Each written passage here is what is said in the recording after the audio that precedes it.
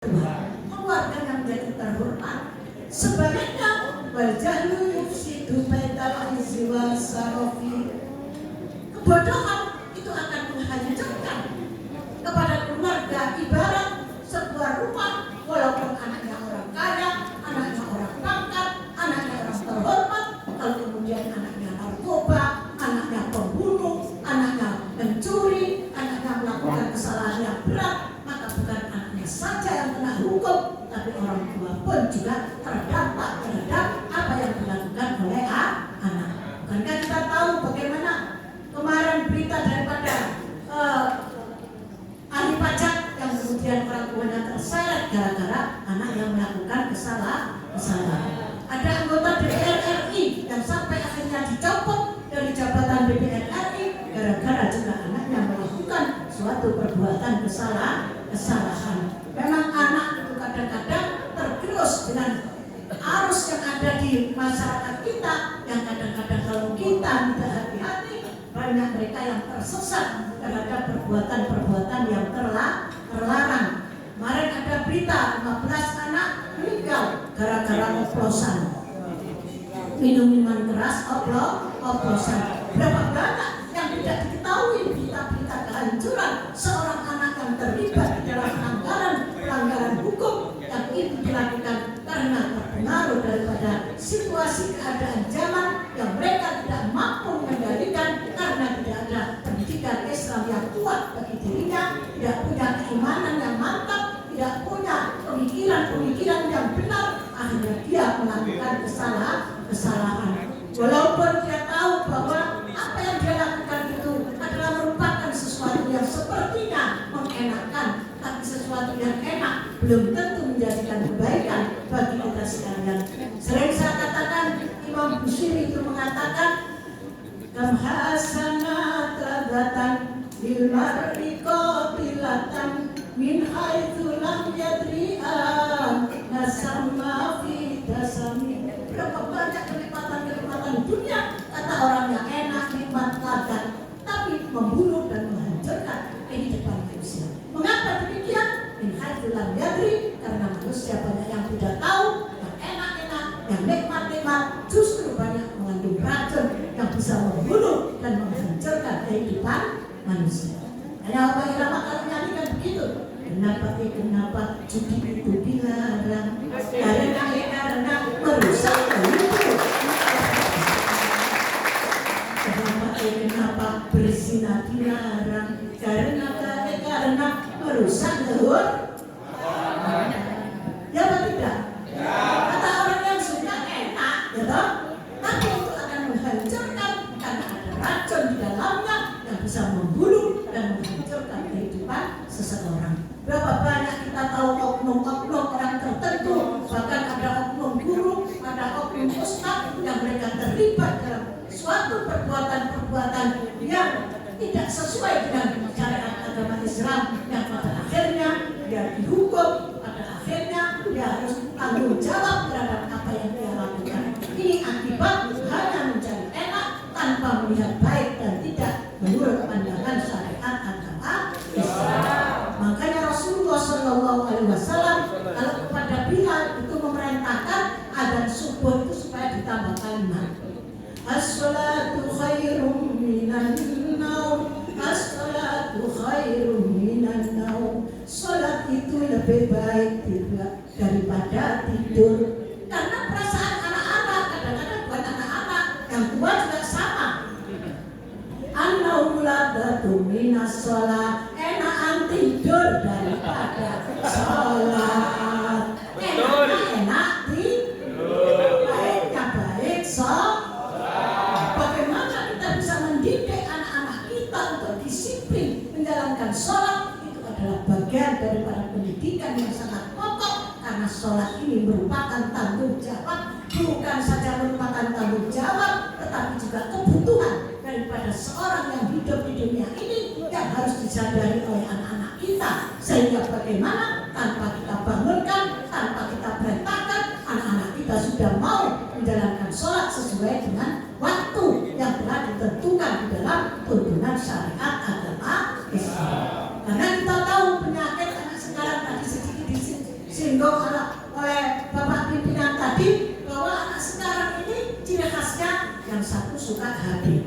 Apakah HP itu yang positif, selalu positif yang dibaca dan dilihat? Belum tentu. Kadang-kadang mereka bisa negatif. Jangankan anak-anak, kadang-kadang yang tua-tua juga sama. Kadang-kadang HP ini untuk bisa positif, bisa negatif. Dari HP ini kadang-kadang orang bisa berbuat salah. Dari HP orang bisa melakukan apa saja yang dia sukai, yang kadang-kadang itu bertentangan dengan syariat agama Islam. Karena itu sering kita ketahui, bahkan pernah juga ada kadang oknum-oknum guru yang mereka sudah tidak peduli pada suaminya, tapi mereka peduli kepada suami orang. Bapak-bapak juga begitu, tidak peduli kepada istrinya, tapi peduli kepada istri orang. Ada benda ya di sini. Belum ada ya. Nah, inilah kehidupan kita yang sekarang ini yang harus kita upayakan. Bagaimana mempersiapkan anak-anak kita menjadi anak-anak yang kuat imannya, anak-anak yang mampu memahami tentang baiknya dan agama Islam. Dia sadar apapun yang diperintahkan dalam Islam pasti berdampak positif dalam kehidupannya.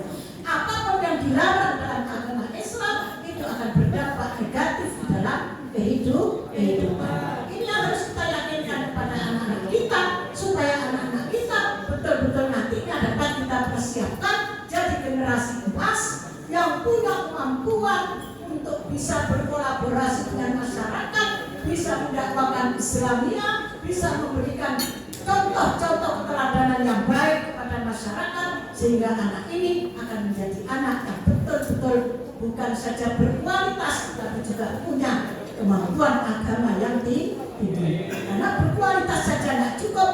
Banyak orang-orang tadi sudah disampaikan oleh Pak Ketua, banyak orang pintar, tapi banyak orang yang tidak jujur, tidak benar. Pintar tapi tidak benar. Itu banyak sekali. Karena itu kebenaran tanpa dibarengi dengan pendidikan syariat agama Islam tidak mungkin kita akan bisa menjalankan yang terbaik. Mulai kapan kita harus memberikan pendidikan Islam kepada anak-anak kita? Ada yang bilang mulai sejak lahir, ada yang bilang mulai 7 tahun, karena kata Rasulullah itu muru auladakum bisolati idza balagha sab'a sinin. Ada yang bilang ketika anak itu berada di perut ibu. Saya pernah membaca suatu artikel, ada seorang profesor membuat satu artikel yang judulnya itu ada bayi menari-nari di dalam perut ibu. Ceritanya itu ketika sang ibu sudah berhamil usia 4 bulan, di sebelahnya ini diberikan suara nyanyian dangdut. Nah, ketika suara dangdut itu didekatkan dengan perut ibu, maka bayi itu menari-nari. Perut ini bergerak-gerak. Kalau bapak-bapak tidak pernah hamil nggak tahu. Ya, kalau ibu yang pernah hamil tahu bahwa bayi itu kalau sudah 4 bulan ke atas nyendul-nyendul kadang-kadang yang sampai normal ya. Dengan itu jeruan ini kalau perempuan pasti tahu ya. Tapi setelah nyanyian itu dimatikan oleh profesor itu, bayi ini diam. Jadi berarti satu pengaruh di luar itu sangat berpengaruh kepada bayi yang ada di dalam perut ibu. Makanya ibu-ibu biasanya kita ini kalau sedang hamil 3 bulan diselamati, jenenge ngelongi, habis itu dibacakan Al-Quran, kita berdoa karena 4 bulan itu adalah waktunya Allah menentukan baik dan tidaknya, dan juga memberikan roh kepada seorang bayi, calon bayi yang ada di dalam perut ibu. Kemudian 7 bulan diselamati lagi, namanya ingkepan. Supaya apa? Dibacakan Al-Quran, ada dibacakan surat Yusuf, yang tadi juga Nabi Yusuf, ya, dibacakan surat Maryam, cantiknya dan juga solehahnya supaya kayak Ibu Maryam. Ini semua adalah bagian daripada usaha-usaha secara batin kita berdoa kepada Allah, karena manusia ini tidak hanya berikhtiar secara lahir, tanpa pertolongan Allah tidak mungkin kita semua akan menjadi orang yang sukses dalam kehidupan. Bukan hanya satu-satunya secara lahir, tapi kita kepada Allah pun juga bermohon orang-orang tua harus mendoakan anak-anaknya kalau malam hari mendoakan anak-anaknya menjadi anak yang sukses. Saya merasa bahwa saya seperti ini, ya orang bilang sukses itu ya relatif ya, dalam tanda kutip. Saya ini jadi anggota DPRD itu alhamdulillah 4 periode. Yang 1 periode itu hanya ada reformasi cuma setahun setengah. Kemudian jadi anggota DPRD provinsi 2 periode. Dan sekarang ada di DPR RI. Ini bukan satu-satunya karena kemampuan saya, karena kepandaian saya, tapi semuanya itu tidak lepas daripada doa-doa orang-orang tua saya, guru-guru saya yang selalu menyertai saya untuk bisa melakukan apa yang terbaik di dalam kehidupan ini. Ini semua berkat daripada doa yang dilakukan oleh para orang-orang tua kita. Karena itu kita sebagai orang tua harus terus mengawal anak-anak kita supaya anak-anak kita juga menjadi anak yang sukses. Saya dulu tidak berpikir apa sudah di DPR, tidak ada pikiran seperti itu. Ya tiba-tiba kemudian ada seorang kiai datang ke rumah minta saya supaya bisa membantu untuk menjadi wakil rakyat. Itu diminta oleh seorang. Tapi sekarang bukan lagi ada permintaan, karena sekarang ini kompetitifnya cukup tinggi ya. Kayak saya ini sekarang, waduh, musuhnya ya bintang-bintang kabel, bintang-bintang. Ada Pak Reza, ada saya, ada Gus Irsad yang mantan bupati, ada Irman anaknya wakil ketua MPR, ada lagi Pak Malik Haromen. 5 ini yang berkompetisi bagaimana untuk bisa mendapatkan kursi DPR RI kembali. Tergantung panjenengan semua. Kalau jenengan mau doakan saya, mau dukung saya, insya Allah akan jadi kembali.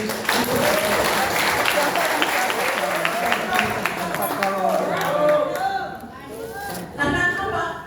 Orang ini punya potensi. Manusia ini ya. Allah sudah berfirman, wallahu akhrajakum min butuni ummahatikum la ta'lamuna syai'an faja'ala lakumus sam'a wal absara wal af'idata la'allakum tashkurun. Allah itu mengeluarkan kita dan perut kita la ta'lamuna syai'an apa-apa. Faja'ala lakumus sam'a wal absara, dilengkapi diberi telinga, diberi mata, diberi hati, supaya kita jadi manusia yang sempurna. Dengan mata kita bisa melihat, dengan telinga kita bisa mendengarkan, dengan hati kita bisa punya perasaan bagaimana untuk meyakini keesaan Allah, ketauhidan kepada Allah yang harus kita jaga, yang itu tidak bisa dilakukan tanpa adanya sebuah keyakinan di dalam hati kita sekalian. Maka potensi-potensi ini yang harus kita kembangkan kepada anak-anak kita agar anak-anak kita betul-betul menjadi anak yang berhasil. Karena apa? Karena tujuan pendidikan itu antara lain bagaimana membentuk akhlak mulia. Itu yang pertama. Yang tentu membentuk akhlak mulia ini tidak bisa serta-merta. Anak itu tidak bisa kita cekoki caranya ini, itu sendiri tanpa ada keteladanan daripada kedua orang tua. Jadi harus kita wujudkan dari kita dulu. Nek bapak ibunya berewel, ya anaknya nggak berewel.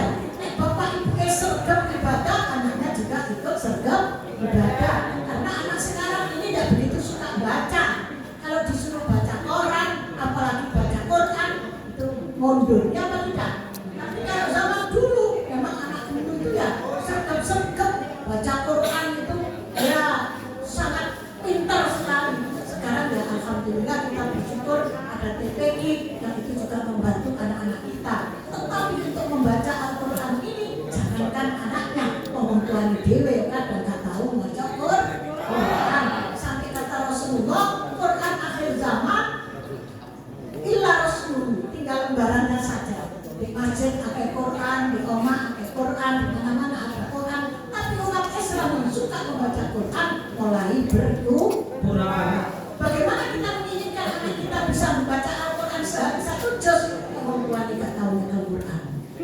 Maka keteladanan di sini sangat penting bagi anak-anak kita. Dari para bapak dan ibu sekalian, karena anak-anak sekarang ini beda dengan anak zaman dulu. Kalau zaman dulu nurut-nurut, guru ngaji,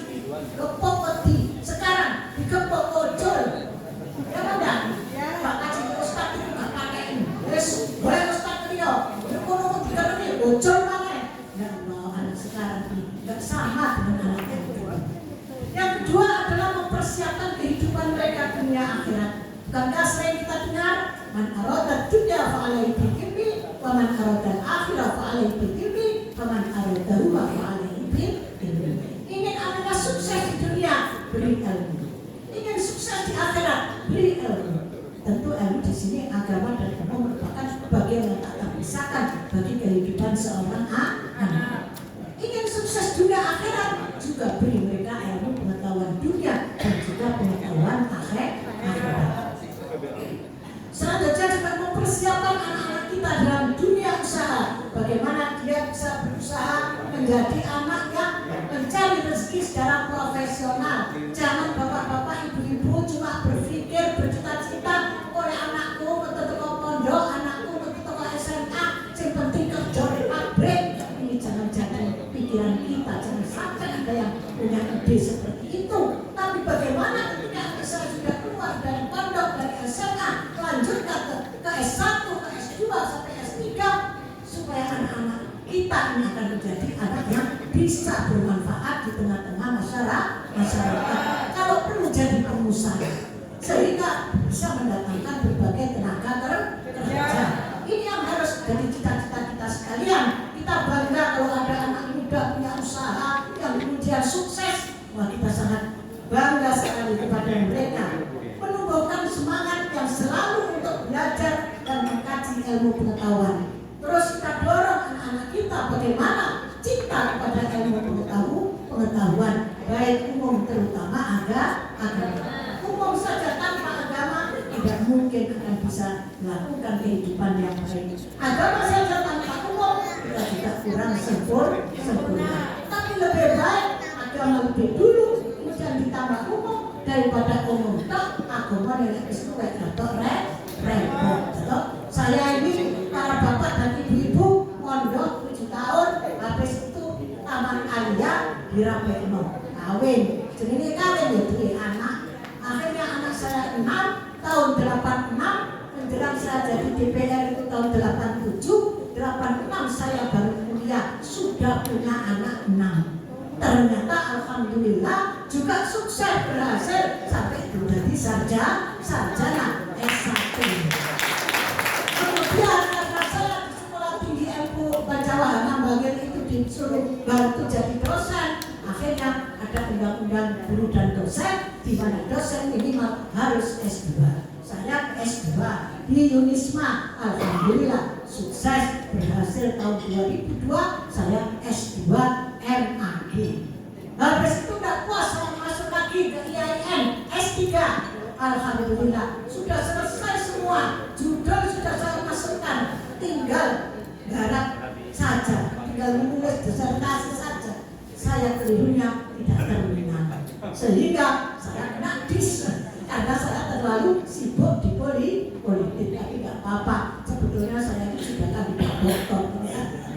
Pokoknya yang penting keseru rasanya ya apa kuliah S3 ya. Kita sudah menulis berkali-kali tapi belum ditakdir sama Allah. Yang penting anak-anak saya sekarang sudah 2 yang doktor, mudah-mudahan menyusul yang lain juga. Kadang-kadang kita jatuhnya ada anak-anaknya. Saya dulu kepingin ke Mesir tapi keburu dinikahkan, nah saya Mesir. Akhirnya anak saya yang saya kirim sekolah di Mesir 4 tahun. Alhamdulillah. Dan 4 tahun di Mesir itu saya 3 kali ke sana. Bukan karena saya kaya, tapi karena saya ingat ini adalah karena ilmu pengetahuan. Bisa bahasa Arab titik-titik, bisa bahasa Inggris titik-titik, kita bisa berkomunikasi di luar negeri dengan siapapun, sehingga kita sering ke Mekah, kita sering ke Madinah, kita sering ke luar negeri, kemana-mana. Yang itu adalah barokah ilmu pengetahuan. Bukan karena saya kaya, karena waktu ke Mesir itu saya mikir ongkos sampai ini ongkos. Akhirnya saya mengajak teman-teman saya, ayo belok umroh, kok umroh di Mesir. Ada orang 30, ada berapa, saya ajak bersama-sama. Akhirnya alhamdulillah kita bisa ke Mesir 3 tahun berturut-turut. Yang terakhir ketika Gus Dur jadi presiden itu tidak bisa ke sana karena moneter dolar waktu itu sampai 15.000 dari angka 7.000. Dan sekarang dolar naik lagi, sekarang ini sudah 15.000 lebih Pak. Makanya ongkos naik haji ini ketil-ketil ini rasanya naik lagi nih. Karena apa? Nah, karena itu tadi bahwa dadanya tinggi. Menumbuhkan semangat untuk selalu belajar dan mengkaji ilmu dan mengembangkan skill untuk masa depan anak-anak. Bagaimana anak-anak kita berikan kesempatan untuk mengikuti terhadap apa yang menjadi harapan dan bakat mereka. Jangan anak dipaksa untuk masuk di satu fakultas kalau dia tidak mampu, jangan dipaksakan. Saya punya tetangga, ayahnya itu dosen di Jogja, dosen perguruan tinggi negeri di Jogja. Ibunya juga orang pintar, anaknya pintar-pintar semua. Yang satu ini, yang laki itu mau masuk kuliah kemana, oleh ayahnya dipaksa masuk kuliah di satunya. Akhirnya dia karena tidak suka, ya masuknya jarang-jarang, lama-lamaan anak ini stres. Kami sekarang stres. Jadi ya ini kan aku bingung kalau itu tidak terarah gara-gara dipaksakan oleh orang tua untuk diberikan pendidikan tertentu tanpa ada skill yang dimiliki oleh si anak tersebut. Karena itu kita tidak boleh memaksa anak-anak kita. Kita arahkan, yang penting bagaimana mereka bisa mendapatkan pendidikan antara agama dan umum bisa seimbang. Bapak-bapak dan ibu-ibu sekalian yang saya hormati, berikutnya ada 4 pilar visi Indonesia Emas 2045. Yang pertama adalah pembangunan manusia serta penguasaan terhadap iptek. Anak-anak kita harus mampu iptek, tetapi mampunya harus sepenuhnya, jangan setengah-setengah. Jangan hanya dipakai buat WA, tapi bagaimana mereka menguasai betul yang kemudian dengan iptek itu dia bisa menguasai ilmu pengetahuan yang dimanfaatkan di tengah-tengah masyarakat. Pembangunan ekonomi yang berkelanjutan, bagaimana anak-anak kita nanti bisa mempunyai suatu kemampuan meningkatkan perekonomian masyarakat yang berkelanjutan, yang akhirnya mereka menjadi orang yang bisa mempunyai penghasilan yang cukup baik bagi pribadinya maupun keluarga dan masyarakat.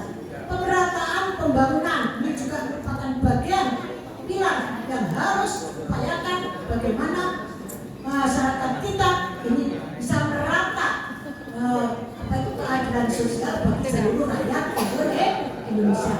Kita tahu sekarang ini masih ada ketimpangan baik di bidang ekonomi maupun di bidang pendidikan. Bagaimana kita bisa mendongkrak itu agar supaya tidak terlalu timpang orang-orang yang belum bisa mendapatkan pendidikan kita stop untuk maju, dan orang yang ekonominya rendah bagaimana kita usahakan terlepas daripada kemiskinan. Walaupun kita tetap prihatin di Probolinggo ini ternyata kemiskinan tidak makin turun, tapi makin tambah. Penyakitnya masyarakat kita tambah akeh bantuan, tambah akeh miskin.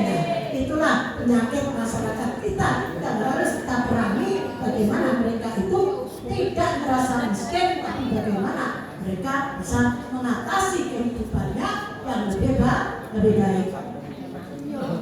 Jadi sudah saya sampaikan tantangan generasi emas, kesenjangan ekonomi, kesenjangan pendidikan, meningkatnya intoleransi, masih adanya intoleransi bagi anak-anak muda kita, adanya pertengkaran di sekolah-sekolah tinggi, dan juga yang sampai kadang menimbulkan sebuah kematian. Ini bagian yang harus kita hindari, merupakan tantangan yang harus kita berikan solusi bagi mereka. Bagaimana solusinya? Yang pertama adalah harus ada pemikiran konsep pendidikan Islam yang didasarkan pada asumsi dasar tentang fitrah manusia. Itu yang pertama.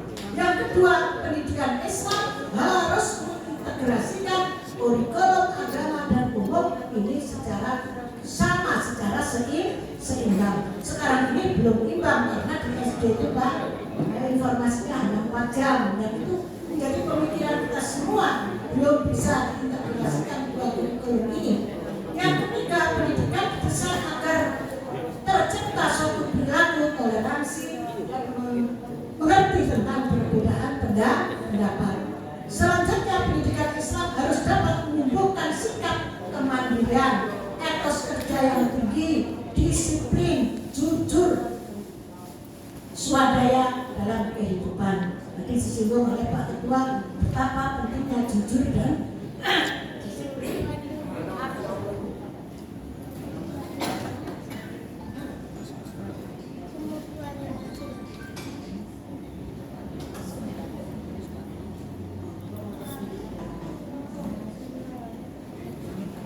yang terakhir, pendidikan Islam didesain bisa menjawab tantangan masyarakat secara lentur terhadap perubahan zaman. Bagaimana anak-anak kita mampu mengikuti perubahan zaman tetapi tidak tergerus oleh zaman itu, dia tetap berpegang teguh pada jati dirinya sebagai umat Islam, sebagai generasi Islam yang diharapkan akan mampu menjadi masa depan pemimpin-pemimpin di negara Republik Indonesia yang kita cintai ini.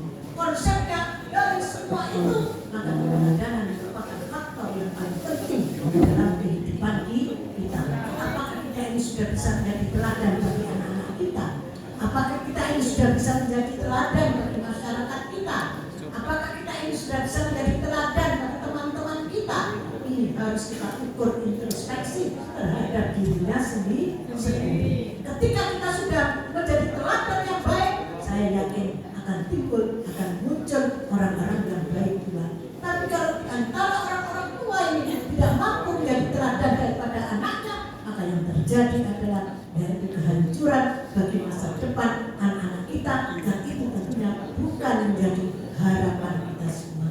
Karena itu sekali lagi mudah-mudahan dengan pertemuan pada pagi hari ini, pada sore hari ini, bagaimana kita terus mendorong anak-anak kita menjadi anak-anak yang cinta terhadap pendidikan, terutama pendidikan agama. Dan itu kuncinya bagaimana anak-anak juga mampu bisa membaca baik secara tekstual maupun secara kontekstual terhadap apa yang diciptakan oleh Allah. Secara tekstual baca Al-Quran, hadis, kitab-kitab yang lain. Secara kontekstual bagaimana anak-anak kita bisa melihat kondisi alam kita sehingga mereka bisa memahami apa yang menjadi kebutuhan daripada orang-orang di zaman sekarang dan di zaman yang akan datang. Saya kira itu Bapak-bapak dan Ibu-ibu sekalian, saya tidak bisa menjelaskan lebih rinci karena kita melihat waktu yang tidak memungkinkan, karena masih ada satu tempat lagi yang harus kita kunjungi. Sekarang ini sudah jam 3, kita berharap jam 3.30 maksimal kita sudah selesai. Jadi setelah ini insya Allah sudah selesai, maka kita akan segera geser ke Taman Raya, di sana sudah ditunggu oleh orang-orang yang sama dengan Bapak-bapak dan Ibu sekalian. Namun setelah acara ini selesai, saya minta waktu kepada Pak Kepala Kemenag Provinsi Jawa Timur beserta seluruhnya untuk bisa berkomunikasi dengan Auden karena ada beberapa hal yang ingin kami sampaikan. Terima kasih. Ada kurang lebihnya mohon maaf. Akhirul kalam.